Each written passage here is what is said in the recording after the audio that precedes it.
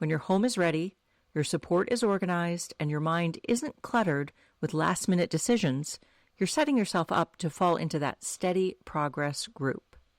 And that becomes especially important in the very first days after surgery, when walking, pacing, and activity tolerance start to matter more than most people realize.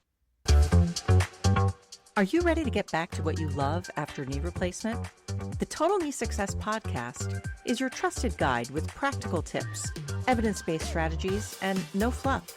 It's not personal medical advice, just solid education to help you manage pain, regain mobility, and get back to living the life you love. Let's dive in. Hi, everyone, and welcome back to the Total Knee Success Podcast. I'm Michelle, your guide to practical, clear, research-backed strategies that support you before and after your total knee replacement. I'm really glad you're here today. Whether you're preparing with a prehab program or gathering information on your own, these final 2 weeks before surgery tend to bring up the same questions for nearly everyone, and today's episode is a big one because we're focusing specifically on the final 2 weeks before surgery, the window when anticipation is rising, the date feels real, and you want to feel steady, prepared, and grounded. At the end of this episode, you'll know exactly what to focus on during this final countdown period, why physical training is not the goal right now, what research tells us about going into surgery prepared, and how to use your free 2-week launch plan to lower stress, reduce last-minute scrambling, and enter surgery feeling as calm and ready as possible. Before we go any further, please remember that this podcast is for educational purposes only and is not a substitute for medical care. Always follow your surgeon's preparation list first. All right, let's get into today's conversation. One of the biggest surprises for people is hearing that the final 2 weeks before surgery are not the time to try to build strength. Not only is it too late for meaningful physical changes, but pushing too hard right now can sometimes irritate the knee more. The real strength window happens earlier, ideally in the 4 to 8 weeks leading up to surgery, which is exactly where structured prehab fits in. This brings me to a really important study by Granicher in 2022. Granicher's research looked at rehabilitation done well before surgery. The key takeaway was that people who completed an exercise-based program weeks before surgery, not days, walked into surgery with better knee function and maintained an advantage through the first 1 to 3 months afterwards. And the reason wasn't a last-minute spike in strength. It was the nervous system, the muscles, and the movement patterns having enough time to adapt consistently across several weeks. And this is why I'm not going to tell you to ramp up or push harder right now. The time for building strength isn't these final 2 weeks, and that's completely fine. Your focus shifts from training to preparing, physically, practically, and emotionally. And research supports that too. Goff's study on physical therapists working with knee OA or osteoarthritis found that education, clear, practical, confidence-building information was one of the top things clinicians prioritize. People feel more capable and less fearful when they understand what's coming, how to prepare, and what's normal. That is exactly what we're doing today. This brings us to your 2-week launch plan, your Ready for Takeoff guide, which you can grab in the show notes or at totalkneesuccess.com. The launch plan was created specifically for this podcast based on the same individualized education I provide during prehab, so you have a clear and steady path to follow in these final 2 weeks. The purpose of this guide is simple: to remove decision fatigue. Day by day, instead of wondering what to do, you open it up and follow the path. It's organized by date, 2 weeks out, 1 week out, 3 days out, the night before, and surgery day itself. So all you do is match the calendar. Most of it's not physical at all. It's practical life preparation that frees up your mental and emotional bandwidth for the recovery ahead. Let me talk about why this kind of preparation matters. In the early postoperative period, you'll be swollen, stiff, tired, medicated, and processing a huge change in your mobility. And after you come home, when the novelty wears off and you're settling back into your space, that's where I want you to feel supported, not overwhelmed.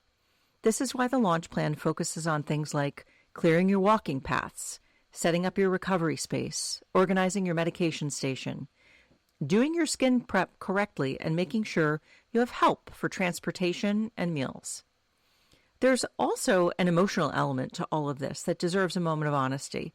The final stretch before surgery often brings a mix of anticipation and uncertainty. You might feel ready one minute and nervous the next, and that's normal. The more prepared your environment is, the more your mind can rest. When you've laid out your supplies, organized your recovery space, and reviewed your plan, it gives your nervous system a signal that you're supported, that you've already taken care of future you. Emotional readiness isn't about being totally fearless. It's about having a foundation underneath you so the fear doesn't take over. Many of my patients tell me that preparing their home was the single best thing they did before surgery.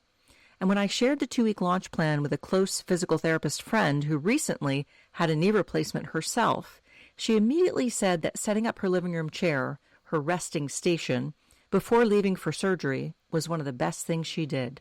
She explained that having that spot ready made her return home easier, and it allowed her to settle in and actually get the rest she needed instead of scrambling to make things comfortable afterward. It was extremely convenient, and she was very glad she took the time to do it. Another friend who had a recent partial knee replacement echoed a similar idea. She set up her recovery station, grab meals, and take care of what she needed without extra steps or effort for those first several days.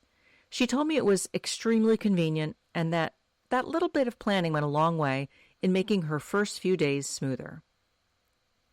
Now let's talk about medical preparation. One of the most important steps in these 2 weeks is reviewing your medication instructions. Your surgeon's list always comes first.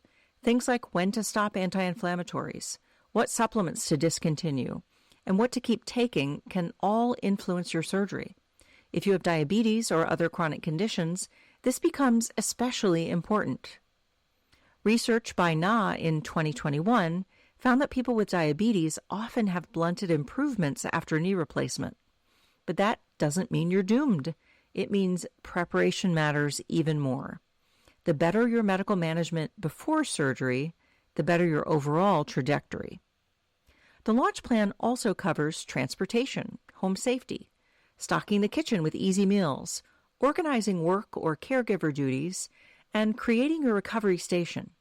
And again, this isn't busy work. This is laying a foundation so that the early days after surgery, when you're icing, elevating, moving carefully, and trying to stay comfortable, are not filled with unnecessary frustration.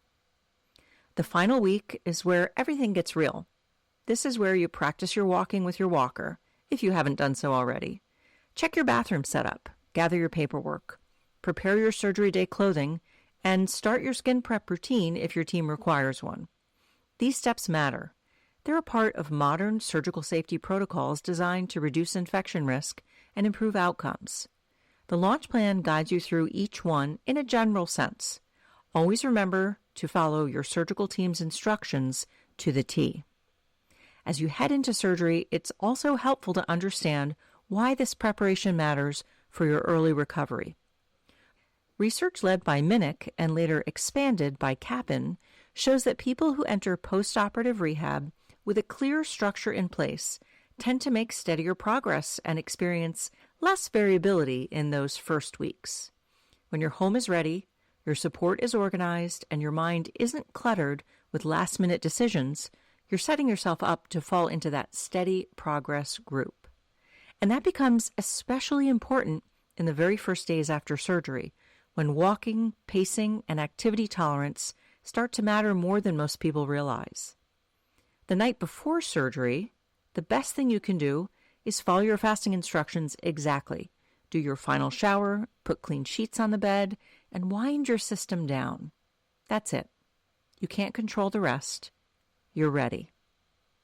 And on surgery day, it's simple. Loose clothing, safe slip-on shoes with a back or secure fit, no flip-flops or clogs or anything loose that can slide or catch. No lotions or deodorant. Bring your paperwork. Bring your walker. And then take 3 slow breaths. before leaving the house. Whether you pray, listen to music, or sit quietly, give yourself one moment to center. As you move through these next 2 weeks, try setting one simple intention to prepare in a way that feels compassionate, not pressured. Be compassionate with yourself. You're not aiming for perfection. You're creating a softer landing for yourself during a physically demanding new start, an opportunity in your life that deserves thoughtful support.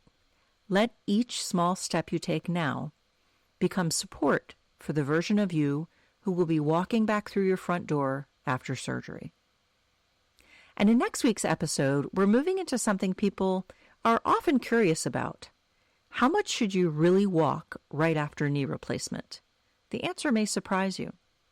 We'll talk about how far to walk, how to judge tolerance, when to rest, when to increase your distance, and very importantly, how not to overdo it.